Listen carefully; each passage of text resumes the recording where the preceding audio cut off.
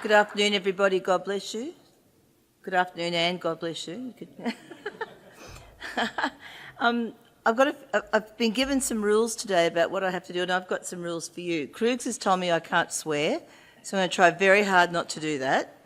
You need to know that I like it when you laugh at my jokes, so don't be sitting there passive thinking you just sit there having an easy lunch. You've got to kind of come with me and work with me on this. So, laugh. Ha ha ha. So I'm the one just before lunch. I think that's a very bad gig. So I'm going to try and work very hard to keep you going. So this is all about my daughter, Jane, Queen Jane Litster, or now, as she's known since her wedding, Queen Jane Shaw, although I would like to call her Queen Jane Litster Shaw. So we're just doing what we're doing. Yeah. So I have two daughters. Jane is profoundly deaf. She has significant communication impairment. She's morbidly obese. She has Down syndrome, very bad back, significant pain in her shoulders and back, stubborn, the oldest person in our family. And my other daughter got married last year, moved away from Townsville to Bundaberg, which is hours away, is an athlete, exercises every day and loves it, very proud aunt to her nephews, loves to dance, loves to drink, is looking for work in Bundy, very good with money, manages really well, but loves a coffee or to eat out as well. Is a keeper of the information in our family, knows about all the birthdays and makes sure that birthdays are celebrated appropriately, doesn't ever give in and knows what she wants. And she manages her little business very well and is a very good and clear manager. But the interesting thing about this is that's the same daughter. And so that's with great thanks to Jeff Strully, who many years ago did it much better than me. But I think that one of the first things that when we start to work on how we're going to create a good life for people is to make sure that we are working in the strengths of the person. It's not that we can be very Californian and act like we don't know that people have got, issues that need to be addressed. But actually, while we're spending a lot of time wallowing around in what people can't do, we're not really working on what people can do. And so the first thing I want to say to you is, from a very early age, that was the way we encouraged Jane. So this is Jane and Peter getting married last year, a very fancy wedding, 8 o'clock on a Friday morning, a breakfast at the Headlands at the Rock Pool in Townsville, with a champagne breakfast to follow, with about 55 people there, many of whom I didn't know because they're actually Jane's and Peter's friends, not mine. Oh, I've got a trigger finger today. So one of the things that I think is a great thing to ask people, and I love it, it's somebody else's quote, and what do you want to do with this one big, beautiful thing called your life? And why is it that when people have disabilities, it seems to be so much harder to actually think about this in the most ordinary of terms?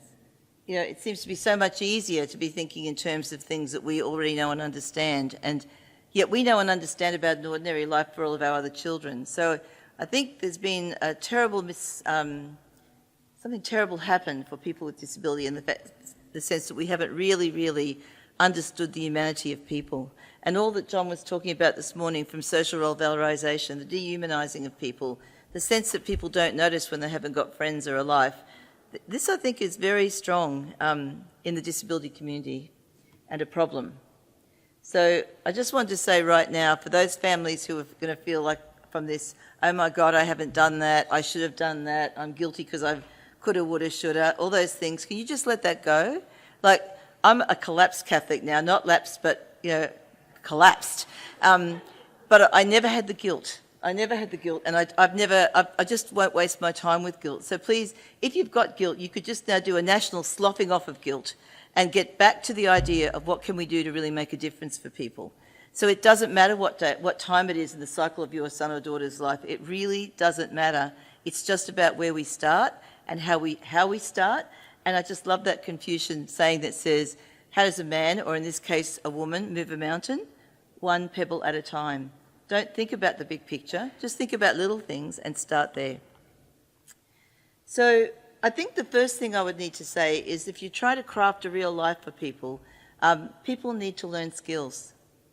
And that doesn't happen. Now, I'm not going to swear, but I'm going to get a bit politically incorrect. That doesn't happen at the Not Very Special School very easily, because there's always a lot of people to deal with who've got the same or greater levels of difficulty in learning. And so, basically, there's a problem, I think, in our understanding of the fact that people with disability, even people who've been accused of intellectual disabilities, really can keep on learning and growing and developing. And I'm here to tell you, if you have any doubt about that, having done this work now with other people and my own children for the last 30 years, I have never seen a person who couldn't keep on growing and developing, no matter how old they were when it started, as long as I love what you said today, John, we teach people in relevance. We don't take people out of their own lives and teach them things. We know all the research tells us that people need to learn to work the microwave in their own house. We don't need to have these kind of special intervention things that happen. We need to teach people where they live. So I wanted to tell you a little bit about Jane's life, because she's, I feel like I'm in denial about this, 43 now, but when she was a child, nothing much was happening for her at school. And that really, really upset me. So I went out to find some people who might be able to help. And we have a university in Townsville, and it had a teaching degree. And so somebody I knew was doing that teaching degree, and I asked her, she had to do something for a project, if she would teach Jane how to safely ride her bike. And in my family, my mum, who was a wonderful support to me, was one of those, we'll all be ruined hand in hand before the drought is out. This is on your head, she'll get knocked over by a car, you shouldn't be letting it ride the bike, blah, blah, blah. But anyway, Joanne came, she learned to ride the bike. And then Tricia, who was a person she went to school with, taught her how to tie her shoelaces and how to use her card for the ATM. So when Jane left school a year early and had a lot of money in the bank through my own negligence, she rode up on the bike that Joanne taught her to ride with the card that Tricia had taught her how to use, and used to go every day, and it was party time. Videos, drinks, whatever. And my mum saying, you have to stop her from doing that. And I went, nah. And Jane would do that lovely thing, my choice, yes. And so the best $500 of Jane's life was spent that year, where she went and had a great time, and at the end of it came back white-faced and ashen to say, no money. I went, I know. So now that the games begin, because if we want to teach people skills, you have to let people fail. Not too much, just enough. That was the best $500 investment of Jane's life, I think. So because if those of you are saying, I wish I could teach my child things, I should be doing this, I should be doing this, that, the other, you have to know that I can teach anyone anything, but I can't teach my own daughter, because what we do is we do it until I make her cry, and then we stop and we find someone else. So when she needed to learn about see, that's good, you're laughing, I like that. When she was learning the money, we sent her over to Sharon, who is a great friend of our family, and Sharon Yoxall taught Jane about money. A little budget system with plastic bags for every day, a system for going and getting money out of the bank, lost the ATM card for a while, a bank book, so she had to go into the bank and interact with the tellers and the staff, a template for writing out what she needed to do, a system for working out how much money she needed each day for the things she would be doing, and then plastic bags with money in each week, where at some point she had control of all the plastic bags, and sometimes she had control of one plastic bag, depending on how fast the inherited from her mother compulsion to shop was impacting on her at the time. And by the time Jane was 30, Jane could actually manage her money beautifully. But I don't think she knew how much you'd get back from $10. If she went if she spent something that was $5.50, I'm not sure she could check her change. But I just worked on the Greer version of the world that says that although now I'm like the Queen and I never travel with money, when I did have money, I never checked my change. So she had money in the bank and I had money in the bank. I figured we were winning. Let's not get too tied up in the minutiae. Then Peggy came along, who was her worker, her lifestyle assistant for Community Connection. And Peggy's hobby is money. This is way back. So she loves money. She's interested in it. And so Jane, who would never know what anything costs, one day she comes home and she goes, look at this, good value, $2.50. And I went, oh, she's been Peggyized. The true value of having people model for you. It makes a huge difference to have people doing that. So I think it was very interesting. I didn't know that Lisa was going to be, and the party boy were going to be here this morning talking about parties, but I've had a rule in my family forever that both of my children with disability would have a party most years. And with Valen, that was excruciating because he didn't seem to enjoy them. With Jane, she did. And she had a bit of a view because, the contrast between your child with a disability and your child without. My other daughter would go off to parties, I think 1 year, 48 parties in 52 weeks. And by the time she got to the 30th party, Jane was holding on to her legs and kind of acting like you're not going. So the very least we could do is make sure Jane had a party every year. And so she had some fantastic parties. And we celebrated every milestone because I think one of the big things that happens to people with disability is the world goes on and no one notices people are growing older. And for some people we support, not Jane but others, we're still doing the paperwork in the toilet, we're still helping people with bathing and dressing, and so you can forget that the person's actually growing up. And there's power in becoming an adult, that doesn't happen for many, many people. So don't infantilize this child because they have a disability. This is not okay, and in fact it will be a disempowering thing in terms of how the person manages their life as time goes on, and how people get to be seen in the community as grown adults with a life and power and control of their own. So quite important for image as well. And I always invest in a careful risk policy because there's no development without risk. So in all the work I've done, both with my own children, but also in the work I've done, I'm very careful that people aren't going to end up irrevocably damaged as a result of some failure that's occurred. But actually, if you don't fail, you don't win. You know, you really need the opportunity to work out that that's why that messed up in order to get to the next step. So a little bit of failure and a little bit of things not working out is just welcome to the cruise, Judy Zook. Isn't that what we've all had to do? So being careful about not creating little idols of our sons and daughters. Trigger finger. Just wait, sorry. Okay, so believe in your child's ability. And if you have to work very hard to find those gifts and talents, work as hard as you need to do. Because actually everyone else in the world will be telling you what the person can't do. So it's very important that some people can talk about that. You know, many years ago I remember going to Cairns to work with a dear friend of mine, and she asked me to come and do some planning for her daughter.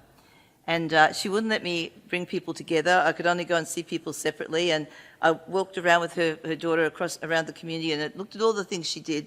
And on the day that we sat to talk about what was possible, I had a list, like 2 pages of things that people had told me and I'd seen that this person could do. And I said to Lynn, look, Lynn, these are all the things that I saw and that people told me that you're really good at. And when I did that and handed over the page, the look on her face was remarkable, but her mother started crying because it's so rare that people ever tell you how, what your kid's good at. So on that day, I suggested to her that Lynette could move downstairs from upstairs because they had like a shell of a place downstairs where this could happen. And she greeted me with a certain level of kind of passive aggressiveness. I was a bit not put about by that, and I thought maybe I'd done the wrong thing. So I drove home from Cairns. That's a 4-hour, 5-hour trip. And I was thinking, I'm going to ring her when I get home and say how sorry I am that I pushed her too far. And I got home and the phone rang. This is the days before mobiles. And it was Colleen, and she said to me, I've been thinking about what you said. I've talked to Mick, her husband. We've organised the building. He's been around already to have a look at what needs to happen. And the building work starts tomorrow.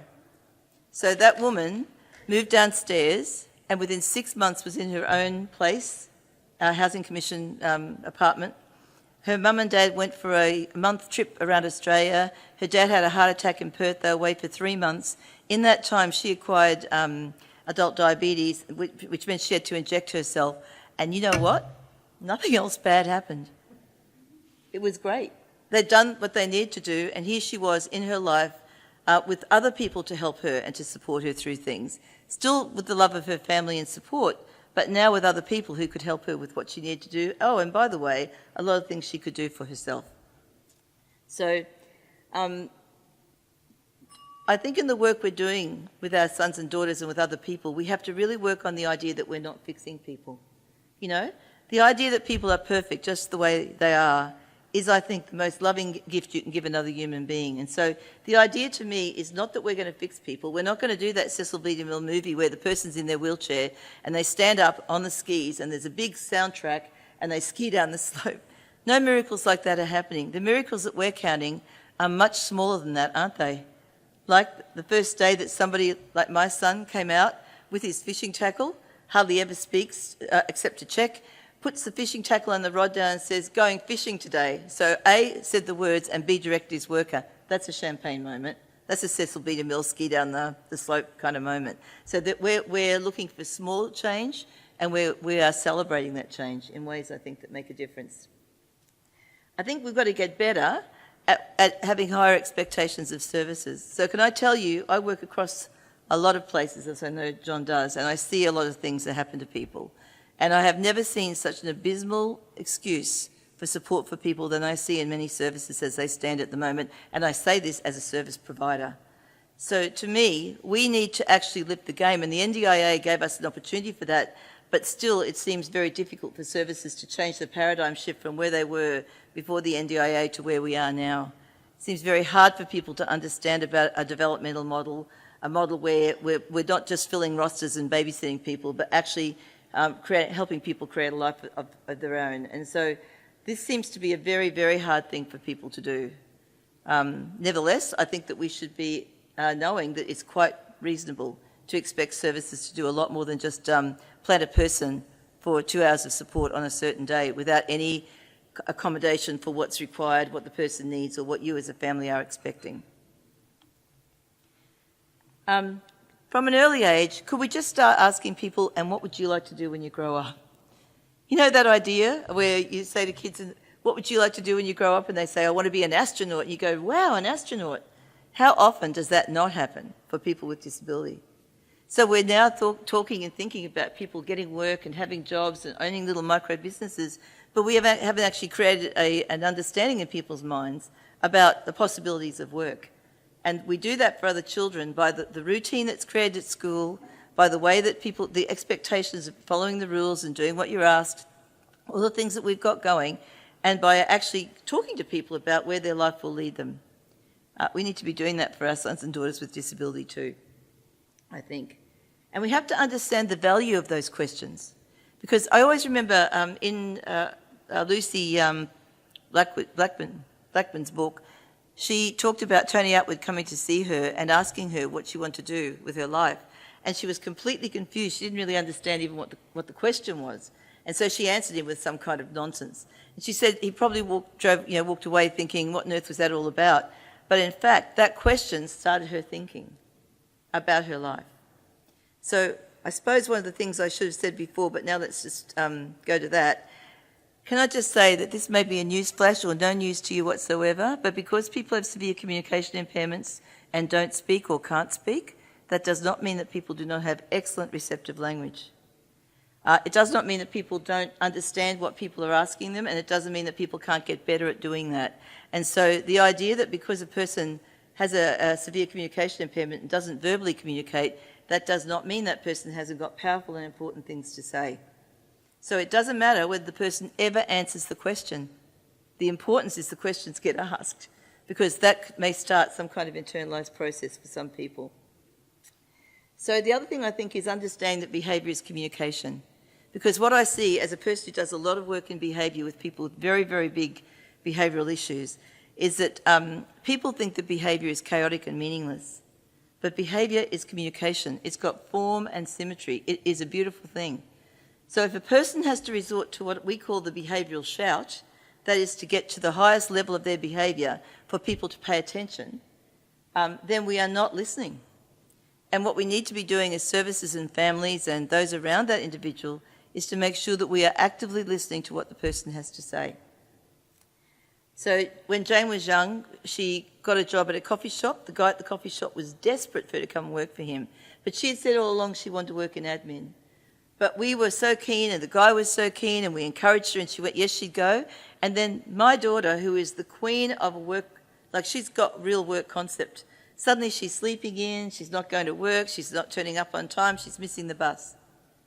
So she's telling me still, no, I really wanted that job. So the job coach comes over and has a bit of a chat with her. No, she doesn't want that job. She told us she didn't want that job. She wanted an admin job. And so with great regret, we had to say this job isn't hers. It needs to be for someone who really wants to work in that kind of area. Her behaviour was telling us that. Understand that all behaviour will continue if the only way that the person can get their needs met is to engage in it. So if this is continuing, we need to look at that and go, what's going on here? Because if support gets to be insightful and smart and savvy and responsive to that individual, behaviour will have to go down. It does go down. I can tell you story after story. So if people are still engaging in big behaviour, there's a problem. And the other thing I want to say to you is, more than anything else as families, please, please, please be gentle on yourself. Don't do this stuff of, I coulda, shoulda, woulda. It's interesting but not very useful. Just actually try and do the best you can with what you've got. And I was saying to someone before, in my family, when you say you've got two children with disabilities, people go, oh, I think we were talking about that, weren't we, Kylie? And I didn't really want that and I didn't even want to actually survive it. I wanted to flourish in it. So that was the aspiration. But there were decades when I didn't flourish, right? And I wasn't engaging in these things that would make a difference to my children. And can I say that Jane was incredibly ignored as a child because I had so much to do for her brother. So it's not like she was having this perfect life of therapy and, offering opportunities every day and all this kind of stuff. She had a highly imperfect life. She sat in front of TV and watched videos. By the way, she could program that video. She could get videos in, out, tune the TV, do everything to do with that because she was interested in it, was relevant to her. So please don't think that when we all tell these stories, if you were listening to Lisa before, I know what's happened for Lisa. I know how much has gone on to make that all happen. But it doesn't always work that way. Sometimes it's just not the way you think. When you listen to the story, sometimes it's not as easy to understand that it doesn't always work. So what I want to say to you is we need to use support creatively and flexibly. And I don't know how it's going here with the NDIA, but I've been doing a lot of work on that in Townsville and certainly have two adult children who are now using it. So I can tell you that there is such opportunity for flexibility with that support. So I just want to tell you a little bit about how you can use your support flexibly if you have a service that is able to respond to your needs in the way you need them.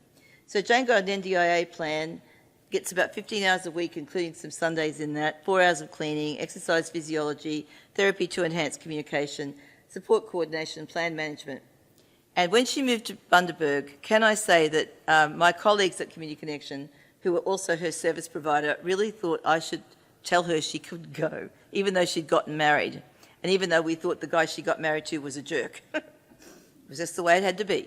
She's married now, she's going. And so when she first got to Bundaberg, the person we employed to work with her really couldn't get out of the congregated model. She couldn't see where Jane would be going to things with people that didn't have disabilities. And so Jane quite liked her, and I was a bit sad that we had to let her go before we'd found someone else. But then Peggy found 3 people to interview and a person to come and do the cleaning. And then Community Connection used Jane's support coordination to fly the support coordinator to Bundaberg, and she identified all the things in Bundaberg that would work for Jane, all the things she needed for her plan. And Sharon, Jane's ex-worker, who's now a dear friend of hers, went to Bundaberg on that occasion, and that's the last time she was ever paid, and she worked for a week with the people that they'd interviewed to get them all started. And so Jane's support in Bundaberg looks just like it did in Townsville now. She's not having a list of activities. There's no activities in Jane's life. When Jane says to me, she used to say every now and again, we went for a nice drive up Castle Hill. The steam comes out of my ears because I know she's run out of plan. Because people are doing stuff now to fill in the time, not to actually be supporting her in her life. So, yes, so while Margaret was there, she went to the hospital. She identified that there was a group of women who make trauma teddies. Jane became part of that group. She's going to have another volunteer job at that hospital that replicates the one she had in Townsville. But Jane is a woman who believes in work. So actually the big push now is to find her a job because she wants to work and she wants paid work. So I think I've told you all those things. So we interviewed those people initially by Skype. We're using all the technologies to be as flexible and as responsive as we can. And then I inducted them because I was still doing inductions for Community Connection at that point, so I inducted them via Skype. They send their communication notes every shift. I was going to actually read some of them to you because I think it would really be a very strong indicator of what it looks like when people are getting support that's really about supporting people in their lives, not just a list of activities. Went to the gym, Jane's doing all those things too, by the way. It just looks very different when it moves from a list of activities to a very strong support to people in their lives. So now Marie, Jane's lifestyle coordinator, is planning a planning session for Jane to give the girls more direction. I don't think they could have more direction than they actually have. Jane went to hospital. Her support went with her, although that's illegal with the NDIA. We just don't tell them. people are working all the time to make sure that everybody is understanding what's going on and the communication is shared. So Jane came up to Townsville for Easter, and so we used her core support flexibly. Qantas helped her on and off the plane. Staffing options in Brisbane supplied a worker for Jane so that when she got off the plane, she'd have someone to be with her until she got back on the plane, and then on the return journey the same. Turned out that the plane came into a different platform because there'd been a lot of storms and rain that day. So Jane must have been walking back, I don't know, she's very savvy, walking back to where she needed to be to meet her worker. And actually, she was the one who identified the worker before the worker identified her because there'd been a photograph sent. So we're talking about people who are alert, this actively working on being a traveller. So what does an ordinary life look like living in Bundaberg?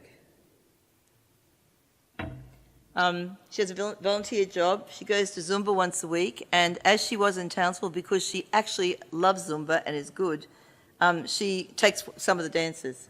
This is not a patronising, let the little Downsy do something. This is really about her being an active member. She goes to aqua aerobics 3 times a week. She is about to take up another volunteer position, and she knows her way around Bundaberg. So when I went to visit her, she could show me and tell me how to get to the shopping centres. It's a genetic problem for us. Always know where the shops are. So in Bundaberg, she's a wife. She does her share in the house. She looks after her cat Biscuit. She actively directs her workers. Her workers do not tell her what to do. She's in an active role where she is the person who tells them what needs to happen.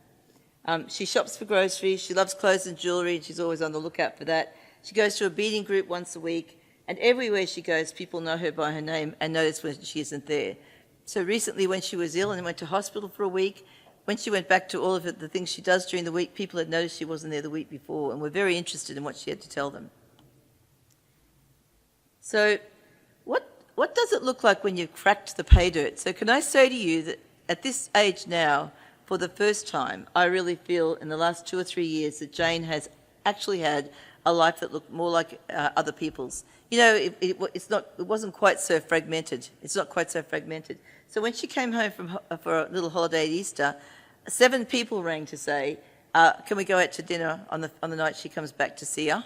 Like, when's she coming? What's happening?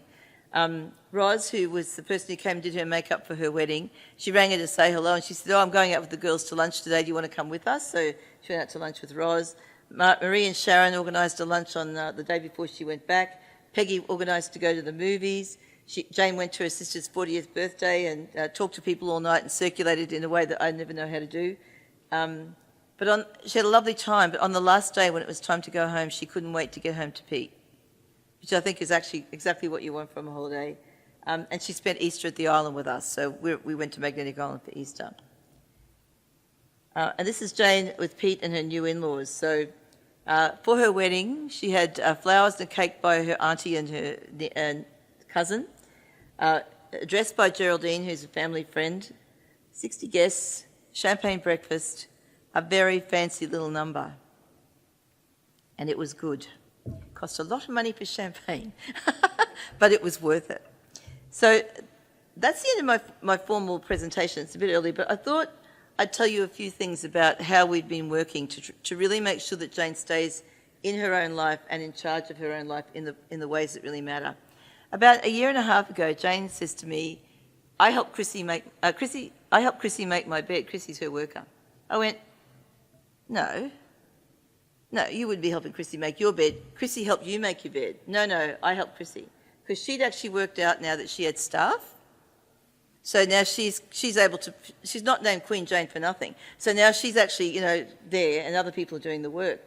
And I said to Marie, this is time for a meeting. We have to talk about this because with all the goodness of people wanting to help and being kind and doing things, we never want to take away people's roles, do we? The things that people can do for themselves.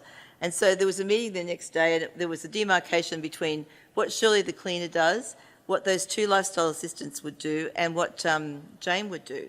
So Jane, because she's very aware that Pete's lazy, went on about, well, what would Pete do? And I said, well, that's not our problem. You married him, so you have to work that bit out. This is what we're working on, right? So we have the meeting and we get it all clear about what we're doing, and Jane left in high dudgeon. I said to Marie, that went well. I didn't know how it was all going to go. When Sharon went round there the next morning, Jane had done her jobs. She got it all sorted, and she's continued to do that ever since. Funnily enough, whereas before she'd just pour the cat biscuits into the bowl and not worry because she didn't have to clean them up, now she had to clean them up, she got far more accurate. Isn't that funny? So I think this stuff about making very sure that when people come to work, as kind as people can be, they do not take over the things that people can do.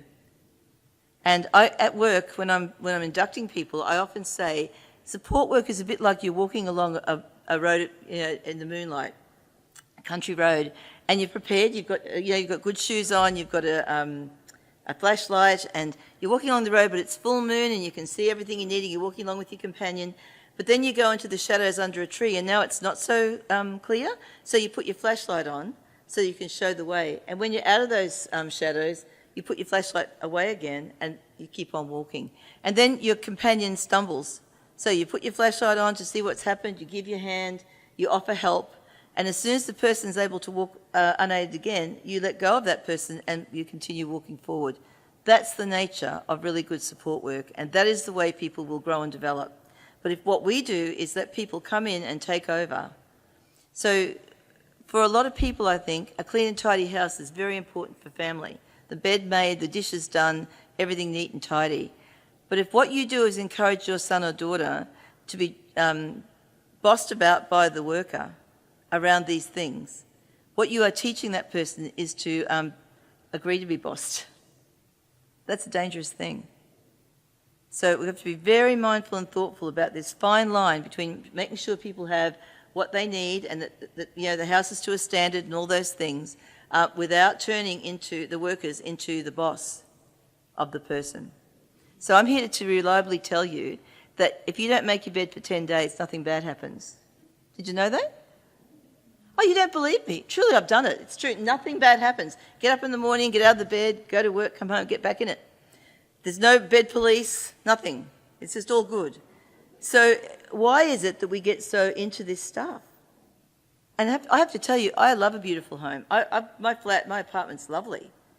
But I just don't think that these rules we've made make a lot of sense when we're thinking about how we might gently help people come to their own understanding about their own daily rhythm and what will be important to them, as opposed to what is important to us. And I will say, just gently to some of you, those of you who have other children, I'm just wondering how much success you've had in pushing them to do the things you think are important. So if you can't make your other kids do what you think, I think you should be very careful about what we do around the people with disability that we love as well.